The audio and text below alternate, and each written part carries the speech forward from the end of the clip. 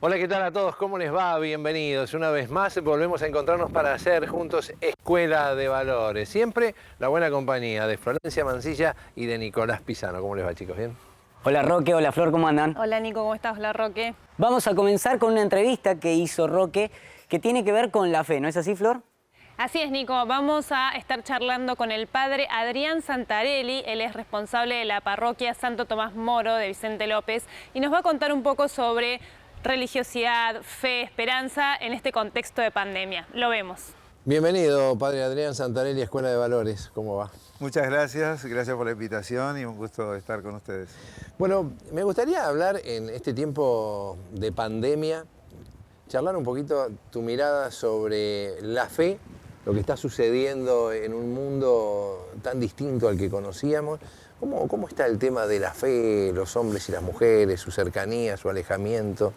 Mira, a veces es difícil desde un lugar de la fe, como estamos nosotros, en el cual nuestro primer ámbito siempre son personas creyentes, ¿no? Pero bueno, no podemos dejar de habitar también en un mundo en el que las noticias, por más que siempre las noticias son tendenciosas, según quien las presenta, agranda una parte o achica otra, ¿no? Tenemos que acostumbrarnos también a saber leer un poco la realidad. Pero bueno, somos todos hombres de a pie y vamos caminando por la vida y vamos escuchando distintas cosas. Yo distinguiría lo que es la fe como actitud de las personas, que hay una fe natural que dices ha decaído porque nos hemos hecho más pesimistas frente al mundo, ¿no? O sea, nos vemos más amenazados. O sea, como fe natural decimos, le hemos perdido la confianza al mundo, ¿no? ¿Con qué se va a venir ahora casi, no? Que decimos de una pandemia, atrás las catástrofes naturales. Nosotros tenemos los incendios de Europa lejos, pero cuando el fuego se lo tuvieras a una cuadra de tu casa, hay que ponerse en esos lugares. Entonces, hay como una amenaza. ¿Qué provoca a veces la amenaza, no? Y provoca esa otra búsqueda. Y más allá de este incendio, más allá de esta inundación, más allá de esta pandemia, ¿en qué me apoyo? Claro. Entonces te viene la pregunta. Claro. Y eso yo creo que sí ha suscitado unas respuestas de fe que se busca a través de muy distintas maneras, ¿no? Algunos pasan a lo que es un defecto de la fe, que es la magia, el pensamiento mágico. Claro. Bueno, ya todo va a pasar y ya todo va a venir y aparte si hacemos esta fórmula mágica y qué sé yo, bueno, puede caer en la magia. Porque nosotros tenemos este fenómeno, ¿no? En general, hablo los hombres y las mujeres, cuando pasan situaciones difíciles o nos enojamos con Dios, ¿sí? O lo buscamos más que nunca. Sí. Por eso yo te consultaba esto, ¿cómo lo estás viendo vos como sacerdote de la iglesia? Entonces, en este otro sentido positivo, creo que hay muchas preguntas. Y cuando uno dice, ¿qué es la fe?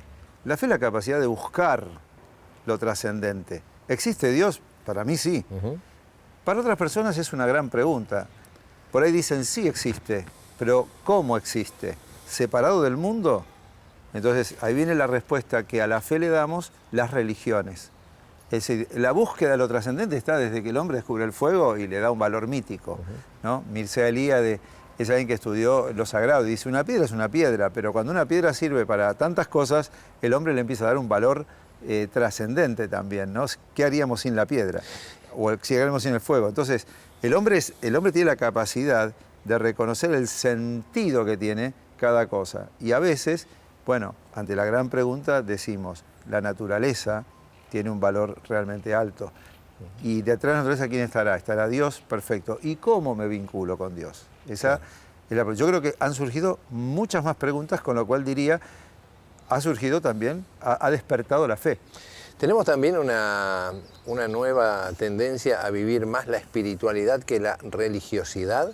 Es como que uno encuentra en la calle, en la vida común, gente que expresa esa... Bueno, ¿qué pasa?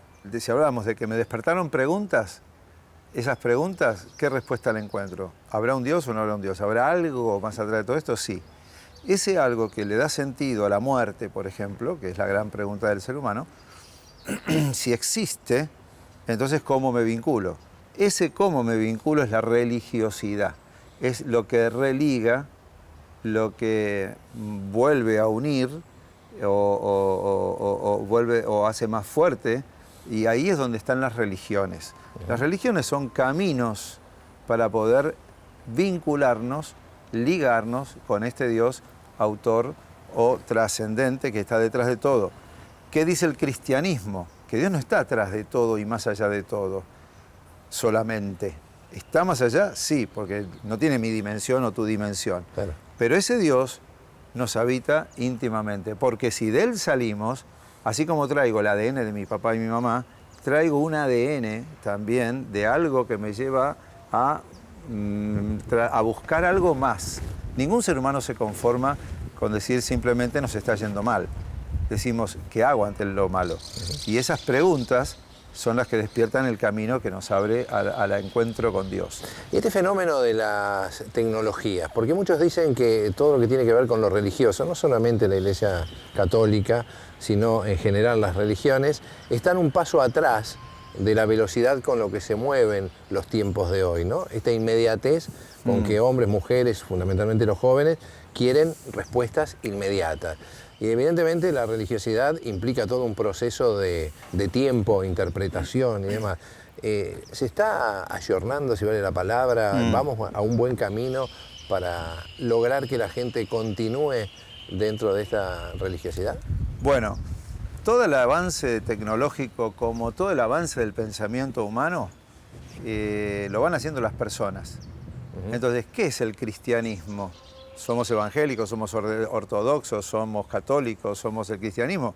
Es un montón de gente, de cosas, de ramas. Pero aparte, dentro de esas ramas, ahí están las personas.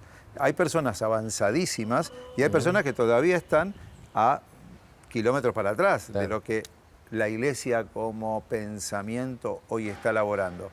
Entonces, estas dos dimensiones las vas a encontrar siempre en las religiones. Vas a decir, uy, mirá este rabino, súper avanzado, mirá este rabino, qué retrógrado. Mirá este cura, todavía te predica algo que ya hoy no se vive nada más. Mirá este sacerdote cómo hace avanzar el pensamiento.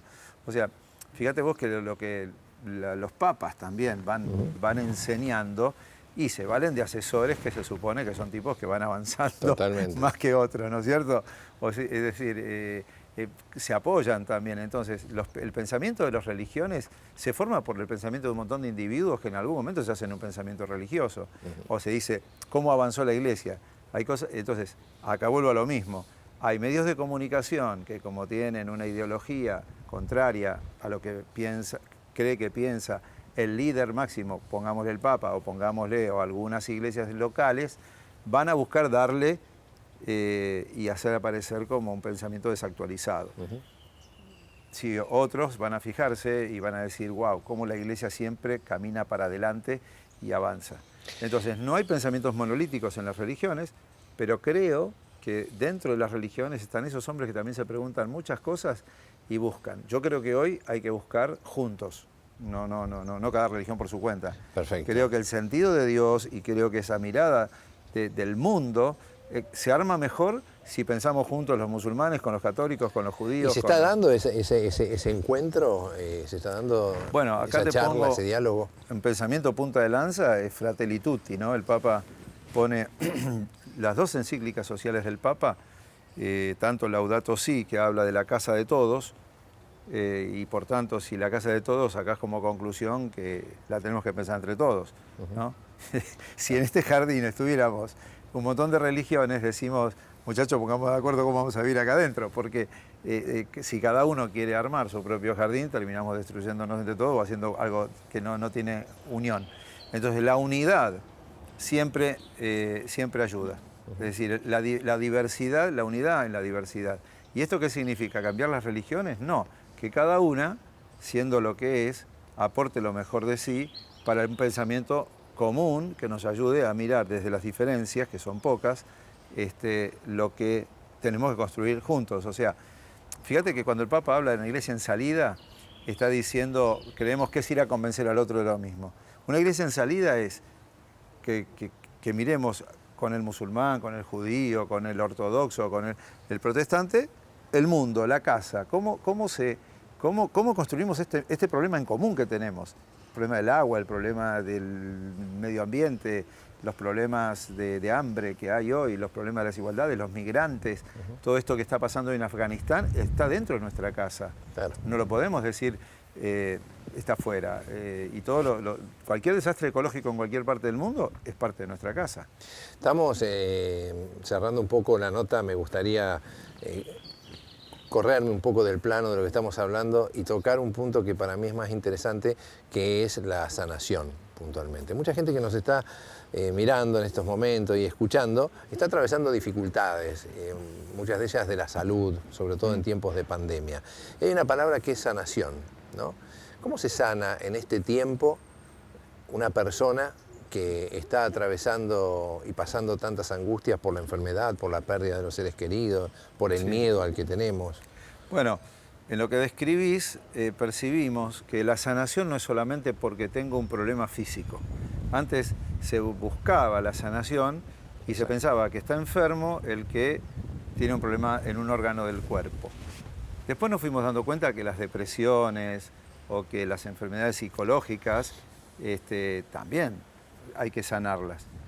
Y también nos podemos ir a ver de que cómo tomo yo la pandemia, me habla de que hay gente saludable que enfrenta un problema con salud y hay gente que no tiene los recursos para enfrentarla saludablemente y se deprime, se encierra y se pone. Por ejemplo, el tema de los jóvenes que pasan todo un día dentro del cuarto y pasan al día siguiente dentro del cuarto, ahí se está dando un fenómeno que hay jóvenes que ya no quieren salir del cuarto. Sí. Y todo es virtual y se quedan adentro de la computadora y su mundo está ahí adentro y nadie me toca este mundo.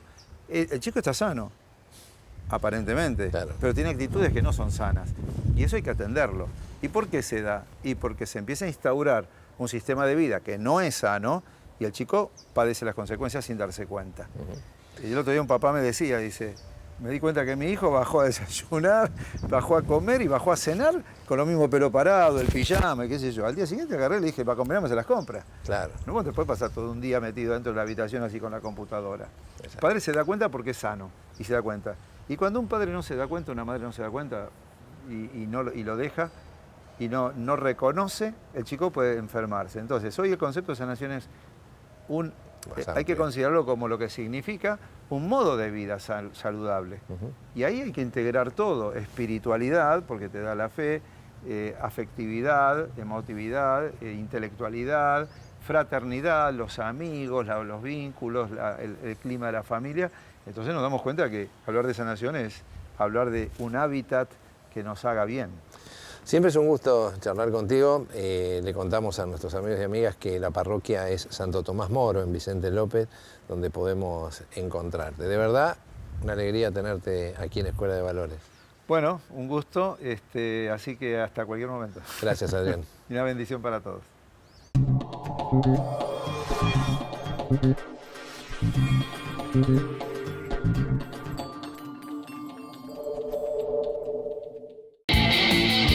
Hay un equipo que está acá, que cuando más lo necesitas, estés donde estés, vayas donde vayas, está siempre cerca tuyo. Yo soy de ese equipo.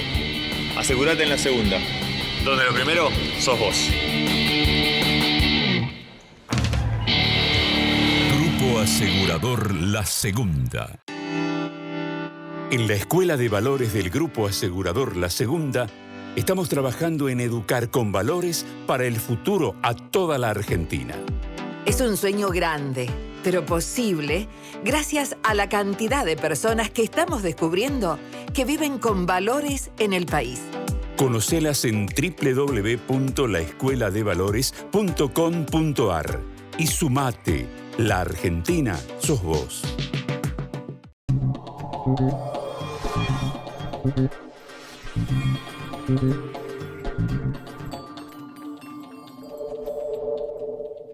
Y agradecerle al padre Adrián Santarelli por este tiempo que nos ha dedicado aquí en Escuela de Valores y recordarle a cada uno de ustedes que si quieren compartir algún momento, conocerlo, la parroquia Santo Tomás Moro en Vicente López es el lugar donde él atiende, donde él los puede recibir.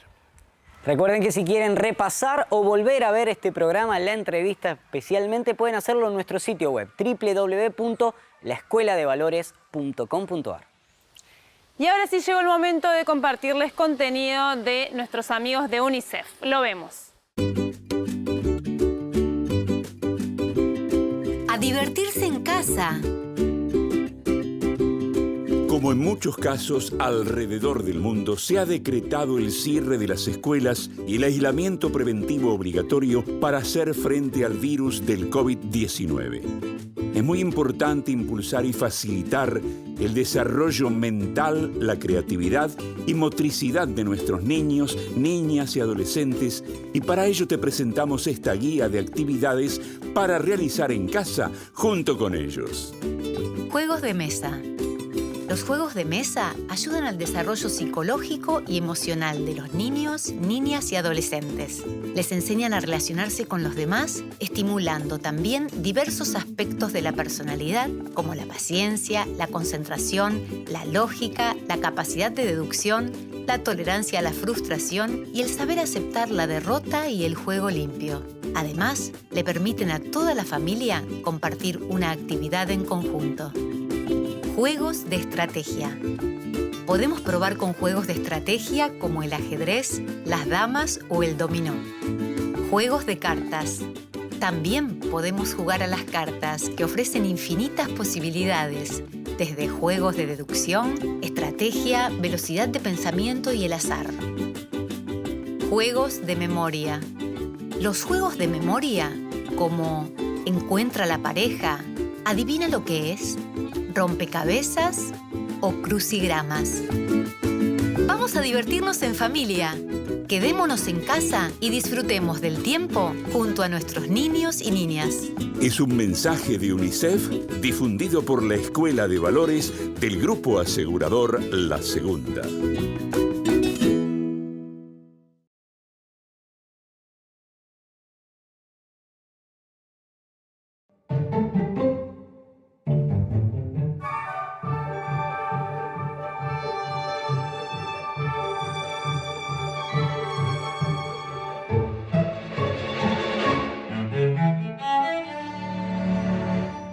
¿Por qué es necesario cuidar la palabra? Si pensamos, la palabra no nació con la humanidad. En la especie, en la historia de nuestra especie, la palabra tiene un recorrido muy parecido al que sigue en la vida de una persona.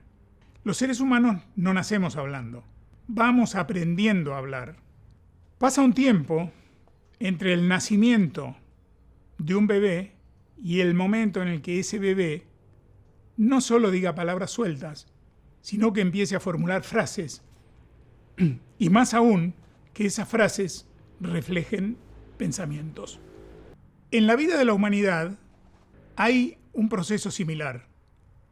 Hasta que los seres humanos desarrollamos un lenguaje que nos permitiera comunicarnos hablando o por escrito los unos con los otros, pasó un largo tiempo.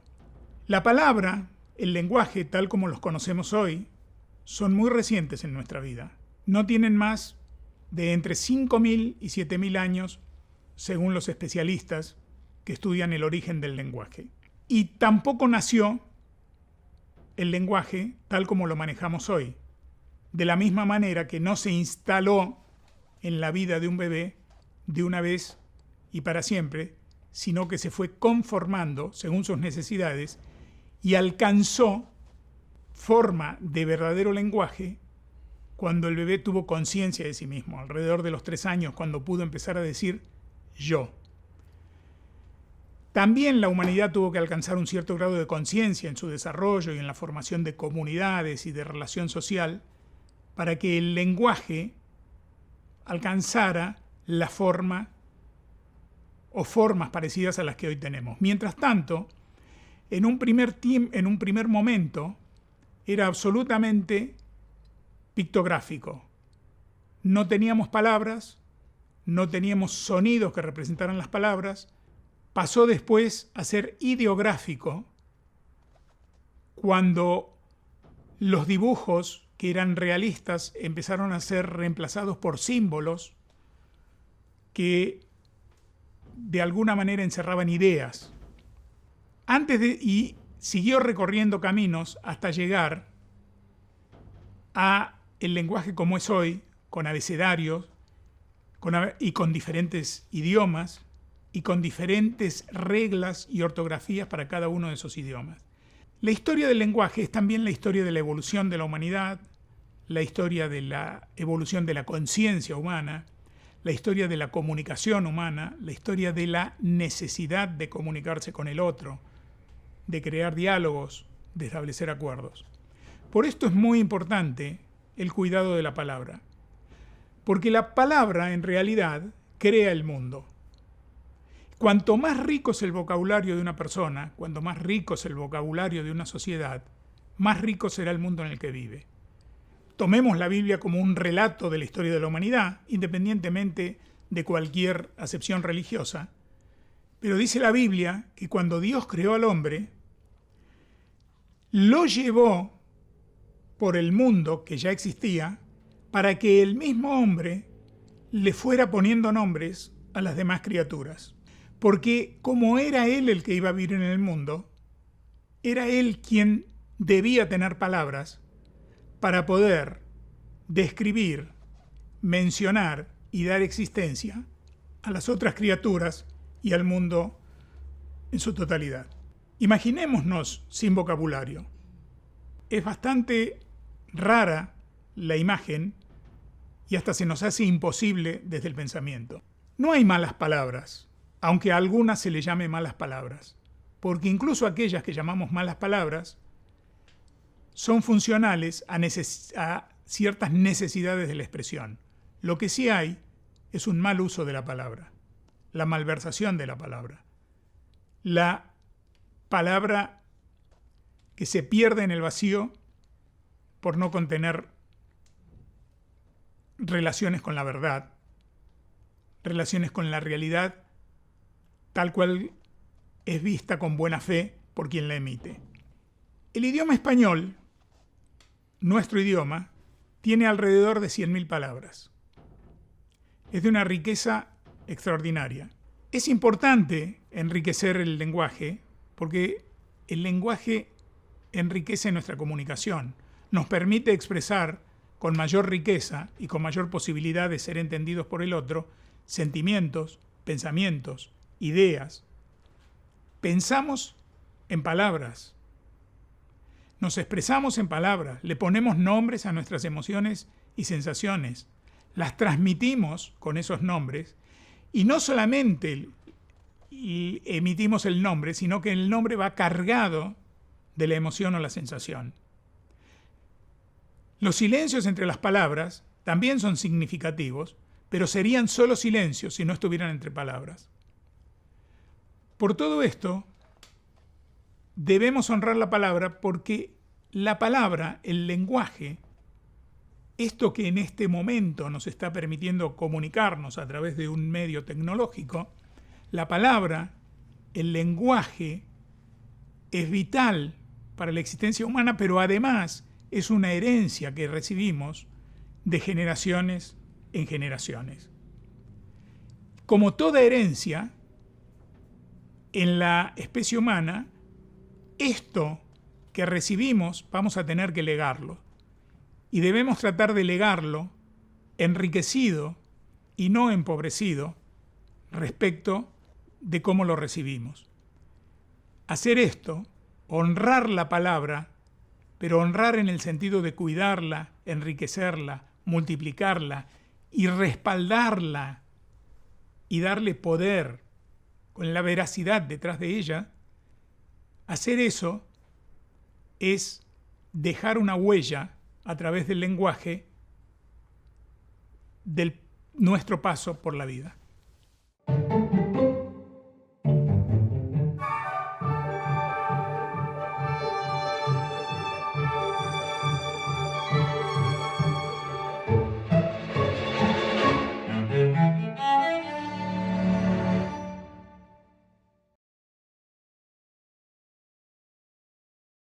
Y llegamos al final del programa del día de hoy.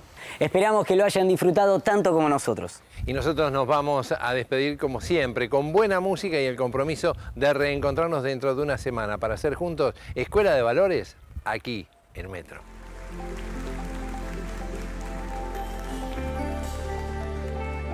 Buenas noches. Tuve que dejar de mirar atrás